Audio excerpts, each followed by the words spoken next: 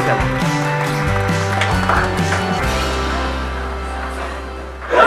Love you too जी। Love you sir. Love you जी। सारे एक साथ ही बोल लो ना, सब एक एक करके क्यों बोल? बहुत बढ़िया। तो अब मैं आपको बताया था टॉपिक क्या है आज के हमारे सेशन का। टाइम की वैल्यू हम सबको समझ आती है कि हाँ, टाइम एक बार हाथ से निकल गया तो वो दोबारा नहीं आएगा, फिर भी हम अपने टाइम को वेस्ट करते हैं। उसके पीछे वजह क्या है? What is the reason? हाँ, इनको दे दो mike. Probably the reason is that we procrastinate a lot and हम अपनी चीज़ों को तब तक टालते हैं जब तक उसकी डेडलाइन क्लोज नहीं हो जाती. So like we just prioritize everything and leave over the rest of the things and just जो लास्ट वाली थिंग है वो करते हैं, अदर्स के लिए प्रोक्रेस्टिनेशन चलती रहती है. एग्जैक्टली, बिल्कुल ऐसे ही होता है कि जब तक कि वो डेडलाइन नहीं आ जाती है तब तक हम एक्ट नहीं करते हैं. ऐसा ही होता है ना, क्योंकि हम थियोरेटिकली कुछ भी बोलते रहे कि भाई टाइम की ये वैल्यू है, वो वैल्यू है, बट हम प्रैक्टिकली करते कुछ और है. Please have a seat. सबको पैसे की इंपॉर्टेंस तो पता है. क्या आप में से कोई भी है जो डेली उठ करके सुबह अपने पैसे को आग लगाता है? एनीबडी? कोई तो पागल होगा यहां पर, कोई नहीं है. पैसे की वैल्यू हमको पता है. 100 रुपए बचाने के लिए पता नहीं कितने धक्के खाते हैं, अपना कितना टाइम खराब कर देते हैं. पैसे की वैल्यू हम सबको पता है, वो किसी को भी सिखाने की जरूरत नहीं है. टाइम की वैल्यू हमको पता ही नहीं है. क्यों नहीं पता है? क्योंकि हमारी विजन बहुत ही शॉर्ट टर्म है. अगर विजन लॉन्ग टर्म हो जाए तो हम समझ सकते हैं कि एक्चुअल में हमारे लिए टाइम की क्या वैल्यू है. जैसे आज अगर आप स्टूडेंट हो, मान लो पढ़ाई कर रहे हो, तो आज एक्चुअल में अभी स्टेज में आपके लिए टाइम की क्या वैल्यू है? कुछ भी नहीं है. अगर टाइम वेस्ट करते भी हो तो क्या हो जाएगा? अगर फाइनेंशियली देखा जाए तो क्या लॉस हो रहा है आपको अगर आप अपना टाइम खराब करते हो? तो ज्यादा से ज्यादा एग्जाम में नंबर कम आ जाएंगे, बस खत्म. अगर मैं अगले 1-2 साल, 3 साल या 4 साल तक की बात करूं तो इससे ज्यादा तो कुछ भी नहीं चला जाएगा ना हमारा.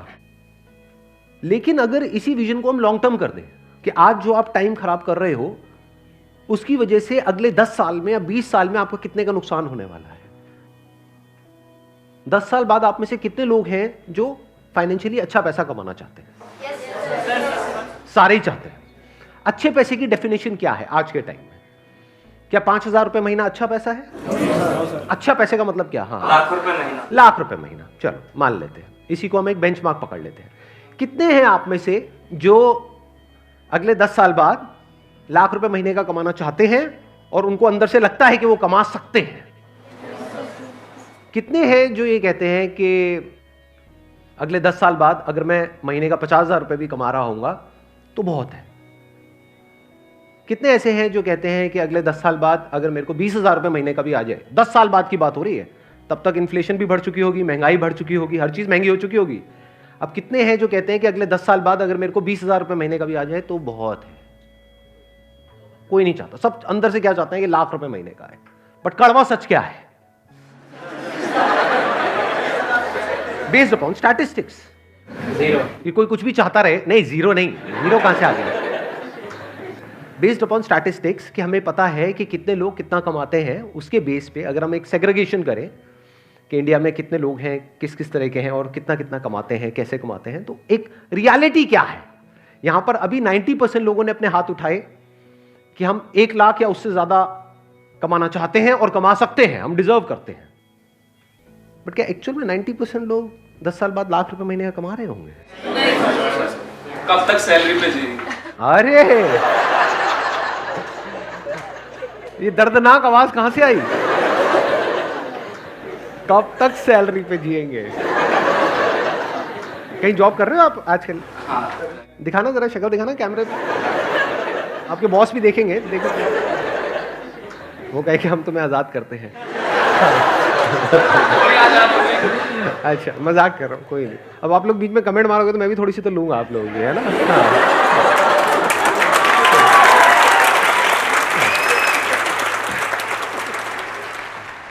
हम यहाँ पे देने के लिए आए हैं. देखो मैं तो उस तरह का हूं नहीं.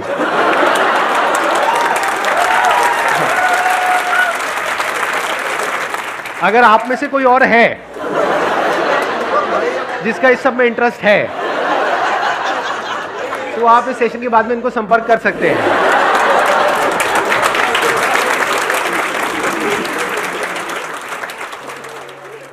तो अब हम कहाँ पहुंच गए थे? अभी हम कहाँ पे थे? देखो थोड़ा सा डिस्कनेक्ट हो गए। हाँ 1 लाख रियायत से हो भाई। हाँ, रियलिटी क्या है कि यहाँ पर जितने लोग बैठे हैं उसमें से 90% ने अपने हाथ ऊपर करे थे कि वो 1 लाख रुपए कमा रहे होंगे। रियलिटी क्या है? 10 से 20% ऐसे लोग होंगे जिनका ये ड्रीम अचीव होगा, ड्रीम पूरा होगा, बाकियों का ये सपना ही रह जाएगा। तो क्या आप उस 10-20% में आना चाहते हो? यस और नो?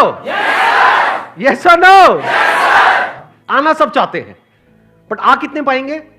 देखो चीख तो सारे रहे हैं यहां पर, पूरी जान लगा यस सर, बट एक्चुअल में आ कितने पाएंगे? हार्डली 10-20%। वो आएगा, हाँ, जो डिजर्व करेगा वो आएगा। जो डिजर्व करेगा वो आएगा। अब डिजर्विंग कैसे बनते हो आप? क्या एकदम से बन जाते हो? ओवरनाइट बन जाते हो कि रात को सोए और सुबह उठे एकदम से डिजर्विंग हो गए? ऐसा होता है? कैसे बनते हैं डिजर्विंग? कि अगले 10 साल में जो आप करने वाले हो वो डिसाइड करेगा कि आप डिजर्विंग हो या नहीं हो। क्या करने वाले हो मतलब अपने टाइम को कैसे यूज करने वाले हो, कि अगले 10 साल में आप अपना जो टाइम है, जो लिमिटेड है आपके पास में, जो 10 साल है, ये एक तरीके से क्या हुआ, जैसे बिजनेस करते हैं तो एक अमाउंट होती है, एक कैपिटल होता है जिससे हम बिजनेस को शुरू करते हैं, तो ये कैपिटल हो गया। इसको कैसे इन्वेस्ट करते हो, कहां इन्वेस्ट करते हो? स्मार्टली करते हो, वाइजली करते हो, या बेवकूफों की तरह करते हो, या इसको वेस्ट करते हो? समझना ध्यान से, ऐसे बिजनेस में नहीं होता कि जो कैपिटल है उसको अगर ढंग से समझदारी से इन्वेस्ट किया जाए, प्रॉपर ब्रेक डाउन करके कि इतना पैसा इसमें लगाना है, इतना प्रोडक्ट में लगाना है, इतना मार्केटिंग में लगाना है, इतना डिस्ट्रीब्यूशन में लगाना है, अगर वो बंदा ढंग से प्लानिंग के साथ प्रॉपरली इन्वेस्ट करे, स्मार्टली इन्वेस्ट करे, तो चांसेस है कि जो उसकी कैपिटल है वो 10 गुना भी हो सकती है, 100 गुना भी हो सकती है, 1000 गुना भी हो सकती है। और अगर वो बेवकूफों की तरह इन्वेस्ट करे या उसको वेस्ट कर दे, पता लगा बिजनेस की कैपिटल उसने अलग करी थी और उससे अपनी अय्याशी कर रहा है, तो क्या होगा? जीरो। ऐसे ही टाइम के साथ में कि जो 10 साल है ये आपकी कैपिटल हो गई एक तरीके से। इसको आप कैसे इन्वेस्ट करने वाले हो, इसको आप कैसे यूज करने वाले हो, ये डिसाइड करेगा कि आप उस 20% में आओगे या नहीं आओगे। जिसने भी लाइफ में कुछ भी ढंग का किया है उसको ये कैलकुलेशन समझ आती है। वो क्या है? उसके लिए टाइम की वैल्यू पैसे की वैल्यू से बहुत ज्यादा है, क्योंकि अगर पैसा चला भी जाता है तो टाइम से आप वापस से पैसे को अर्न कर सकते हो, लेकिन अगर टाइम चला गया तो कितना भी पैसा खर्च कर लो, जो टाइम गया सो गया, वो वापस नहीं आने वाला। जैसे आप में से कितनों ने बिल गेट्स के बारे में सुना है? बिल गेट्स का नाम सुना है? सबने सुना है। उनके बारे में कहते हैं कि अगर उनका मान लो जेब से $100 का नोट गिर गया ना कहीं पर, $100 जो कितना हुआ 7000 रुपए नियर अबाउट, अगर वो गिर गया ना, जितनी देर में वो झुक करके उठाएंगे ना, उससे ज्यादा का उनका नुकसान हो जाएगा, उससे ज्यादा का उनका टाइम खराब हो जाएगा। ये उनकी कैलकुलेशन है, आपके लिए नहीं है। कहीं आपका भी 2000 का पत्ता गिर जाए, मेरा टाइम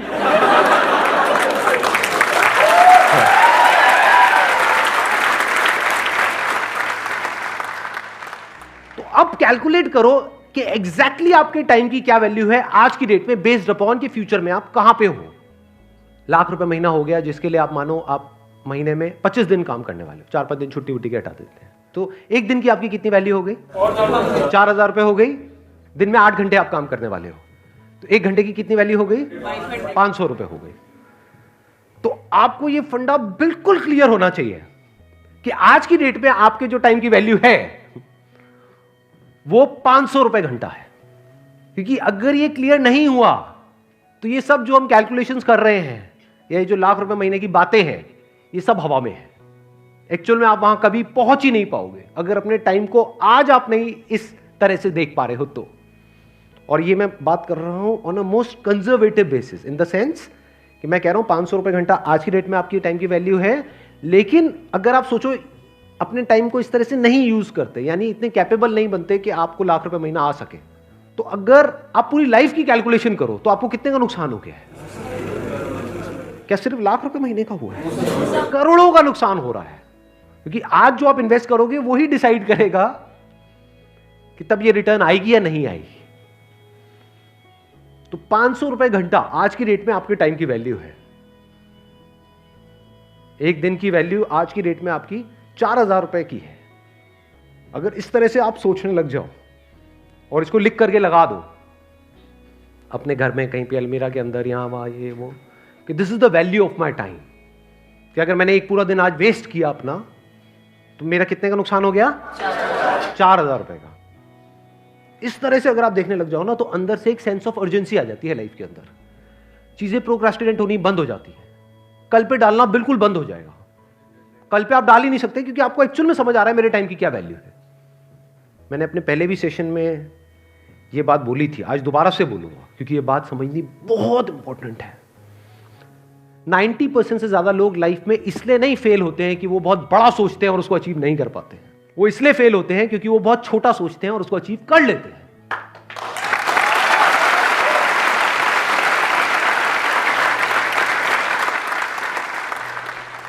एक गरीब इंसान कैसे अपने जो है वक्त को भी और पैसे को भी कैसे आपने बोल दिया कि हम ज़्यादा पैसा खर्च करके अपने टाइम को बचा सकते हैं, लेकिन एक गरीब है, वो स्टूडेंट है और दिल्ली में रह करके पढ़ रहा है, उसके माँ बाप ज़्यादा उसको नहीं कर पा रहे हैं, मतलब हेल्प नहीं कर पा रहे हैं उसकी, तो वो कैसे जो है अपने जो है टाइम को मैनेजमेंट करेगा और पैसों को साथ में लेकर के चलेगा।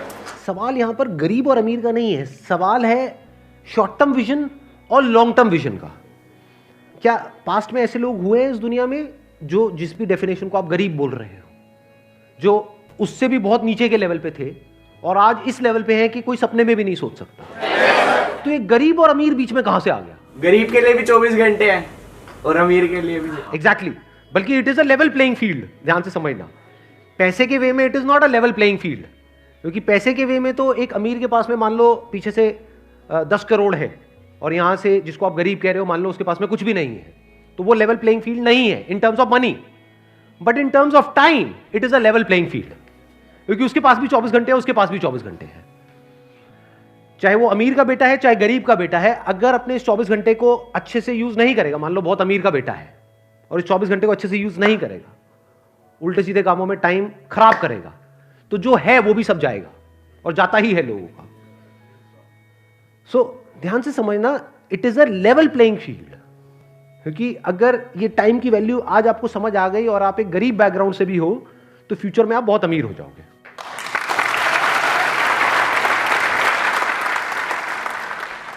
देखो ध्यान से समझो, मैं आपको थोड़ा सा फर्क बताता हूं, शायद आप समझ पाओ मेरी इस बात को। मैं पहले बिजनेस का एग्जांपल दूंगा, फिर टाइम में आपको एक्सप्लेन करूंगा क्या है। अगर कोई लॉन्ग टर्म विजन से बिजनेस कर रहा होगा, वो क्या कहेगा मुझे इसकी परवाह नहीं है कि आज मार्केट में क्या हो रहा है, मुझे अपना एक ब्रांड बनाना है, जो ब्रांड 1 या 2 दिन में नहीं बनता है, जिसको बनने में 5 साल लगेंगे, उसके लिए मैं इतना इन्वेस्ट कर रहा हूं। एक बार मेरा ब्रांड बन गया और उस ब्रांड की रिकॉल वैल्यू है, तो ये जो मार्केट है जो एक्सट्रीमली कॉम्पिटिटिव है, जहां पे सब एक दूसरे से लड़ रहे हैं, मर रहे हैं, कट रहे हैं, और जहां पर मार्जिन ऑलमोस्ट 0 हैं, एक बार मेरा ब्रांड बन गया तो मैं जिस रेट में चाहूंगा उस रेट में बेचूंगा अपने माल को।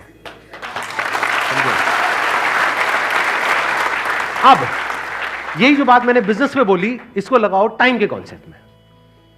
एक तरीका क्या है कि जैसे अभी सब अपने टाइम को यूज कर रहे हैं, बल्कि यूज क्या कहूंगा, मिस यूज कर रहे हैं। Majority of people they are not using their time, they are just misusing their time. तो आप भी भेड़ चाल में उसी तरह से अपने टाइम को मिस यूज करो। दूसरा है, आप ब्रांड के बारे में सोचो। वहां पर तो ब्रांड कोई प्रोडक्ट है या कोई सर्विस है, यहां पर ब्रांड क्या है?